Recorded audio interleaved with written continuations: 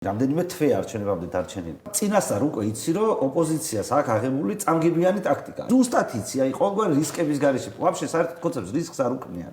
მაშინ, როდესაც მარტივი ამბავია 4-5-95 ხო ძმები იყვნენ.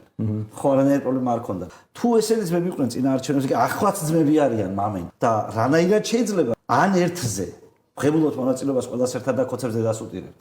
ან მეორეზე არც ერთი არ ღებულობთ კონცეფტს და მოვაქცევთ საერთაშორისო ბლოკადაში. ამ ორზე როგორ შეიძლება ერთ-ერთზე ვერ თანხმდებოდე და ზოგადად აი წინასწარ ორი თვე ეს ხო არა რაღაც ცაიტნოტში ხარ დაიბენი უცბად ვერ მოასწარი სინქრონი არ ქონდა ერთმანეთთან ერთად გდიხარ 24 საათი ხან ერთ ოფისში ხან მეორე ოფისში ხან მესამე ოფისში როგორ შეიძლება ვერ შეთანხმდე სამი შესაძლო ვერსიიდან კონცეფტს ორი არ აწყობთ აწყობთ ერთი და ის ერთი ხდება ხო, ანუ კონცეფტს არ აწყობთ არც ერთი ვერსია, სადაც მთელი ოპოზიცია სინქრონში მუშაობს. ხო, სინქრონში მუშაობს. რაც უნდა იყოს ეს. დეგენერატობაზე რო შეთანხმდეს მთელი ოპოზიცია, არ ღებულობთ არჩევნებში მონაწილეობას, ხედავ რომ მაინც არ აწყობთ. და მეორე ჭკვიანურზე შეთანხმდე რომ მოდი შევარჩიოთ საერთო კანდიდატი, ვინმე წესიერი კაცი ვიპოვოთ და ყველა მხარე დაუჭიროთ. ხო იძახდნენ მაგას რომ რა დროს გეგმებზე ლაპარაკიაო, კონცეფტი გადავაგდოთ ჯერო და მე ვილაპარაკოთ გეგმებზე. რა დროს ეს არის, ახლა კონცეფტი უნდა დავამარცხოთ. ახლა გაქვს სიტუაცია რომ პირველად შეიძლება აი ამ რაღაცაში რა დროს ეს არის ამბავი შეიძლება აი აგ იმიტომ რომ მერზე კონცენტრირდა მთელი ყურადღება და არა იმაზე როგორ განვავითაროთ ქვეყანა არ არის საპარლამენტო არჩევნები ადგილობრივი თანხმობის არჩევნებია და აი ამ რა დროს ეს არის ახლა კონცეფტი უნდა დავამარცხოთ მაგას რატო არ ასრულებთ